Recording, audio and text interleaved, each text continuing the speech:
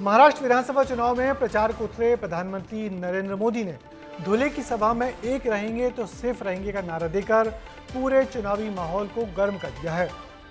मोदी ने कांग्रेस पर प्रहार किया और कहा कि पहले वे धर्म के नाम पर लड़ाते थे, इसके चलते देश बटा, अब वो जातियों को लड़ाने का काम कर रहे हैं। उधर कांग्रेस में प्रचार की कमान राहुल गांधी ने संभाली है, जो आज झारखंड के सिमडेगा में थे। राहुल ने आरोप लगाया कि बीजेपी और नरेंद्र मोदी देश से संविधान को खत्म करना चाहते हैं। वो चाहते हैं कि देश को 2-4 लोग ही चलाएं, जो हम होने नहीं देंगे। चुनावी प्रचार के रंग कैसे रहे इन दोनों प्रदेश में, ये देखिए।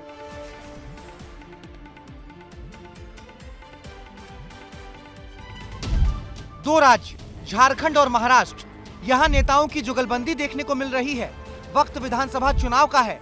प्रधानमंत्री ने महाराष्ट्र के धुले और नासिक में जनसभा की और वहीं झारखंड की कमान इंडिया गठबंधन से राहुल गांधी ने संभाली। बीजेपी से मध्य प्रदेश के मुखिया डॉक्टर मोहन यादव भी झारखंड में मौजूद रहे। प्रधानमंत्री ने धुले और नासिक में जनसभा कर उत्तर महाराष्ट्र को साधने की कोशिश की है। भाषा तो एक तरह से हमारी मां होती है। मुझे गर्व है कि हमारी सरकार ने मराठी भाषा को अभिजात भाषा का दर्जा दिया है। प्रधानमंत्री ने आज जहां जनसभा की है, वो इलाका कभी कांग्रेस का मजबूत गढ़ हुआ करता था, लेकिन यहां बीजेपी और शिवसेना अपनी पकड़ मजबूत बनाने में सफल रही है। हालांकि 2010 के महाराष्ट्र विधानसभा चुनाव में बीजेपी को 39.5% ग्रामीण वोट हासिल हुए थे और 2019 में महज 35% ग्रामीण वोट ही मिले। ऐसे में प्रधानमंत्री ने आदिवासी वोटर्स को एकजुट होने की अपील की है। आदिवासी जातियों की एकजुटता कांग्रेस को फूटी आंख नहीं सुहाती। कांग्रेस का एजेंडा है कि देश भर की आदिवासी जातियां आपस में लड़ती रहे, उनकी सामूहिक आदिवासी ताकत खत्म हो जाए। कांग्रेस ने जब धर्म के नाम पर ऐसे ही साजिशें रची थी तो देश का बंटवारा हो गया था। महाराष्ट्र में बीजेपी की क्या स्थिति है, जरा उसे भी समझ लीजिए। जिसमें सत्तारूढ़ गठबंधन महायुति की बात करें तो बीजेपी के खाते में 103, शिवसेना शिंदे गुट के पास 37 और एनसीपी अजीत पवार गुट के पास 39 विधायक हैं।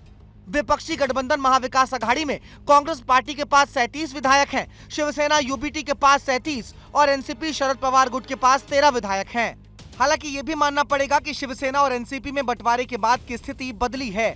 ऐसे में बीजेपी यहां शिवसेना और एनसीपी के साथ मिलकर सत्ता में वापसी की पुरजोर कोशिश कर रही है। तो वहीं बात झारखंड की करें तो यहां इंडिया गठबंधन सत्ता में है। ऐसे में राहुल गांधी भी आदिवासी वोटर्स को लिभाने में कोई कसर नहीं छोड़ रहे हैं। बिरसा मुंडा जी जो लड़े थे, वो क्यों लड़े? वो अंग्रेजों से क्यों लड़े? वो आपके जंगल, आपके जल, आपकी जमीन, इन चीजों के लिए लड़े थे। और वही चीज आज हो रही है। बीजेपी के लोग आपका जल, आपका जंगल, आपकी जमीन चाहते हैं। एक तरफ राहुल गांधी ने झारखंड में आदिवासी कार्ड चला है, तो वहीं मध्य प्रदेश के मुख्यमंत्री ने भी उन्हें फुस्सी बम कह डाला है। फुस्सी बम है, दम नहीं है उनमें। वैसे उनके हाल पहले देख लिए देश बनने। हरियाणा जीत के बाद से ही बीजेपी महाराष्ट्र और झारखंड को लेकर काफी कॉन्फिडेंट है। झारखंड में बीजेपी इस बार सहयोगी दल के साथ उतर रही है, वहीं महाराष्ट्र में विपक्षी दल आरक्षण के मुद्दे के सहारे बीजेपी महायुति सरकार को घेरने में लगी हुई है। झारखंड में 2 चरणों में 13 नवंबर और 20 नवंबर को मतदान होगा। वहीं महाराष्ट्र में 20 नवंबर को सिंगल फेज में वोटिंग होनी है। नतीजे एक साथ 23 नवंबर को आने वाले हैं। दोनों राज्यों में किस पार्टी की लहर चलेगी, ये देखना बहुत दिलचस्प होने वाला है। ब्यूरो रिपोर्ट, विस्तार न्यूज। दरअसल दोनों राज्यों में बीजेपी और कांग्रेस की प्रतिष्ठा दांव पर लगी है।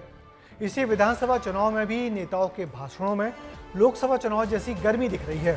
चुनाव प्रचार के अंतिम दिनों में दोनों पार्टियों ने अपना पूरा जोर लगा दिया है। अब देखना है जनता किसकी सुनती है और किसको चुनती है।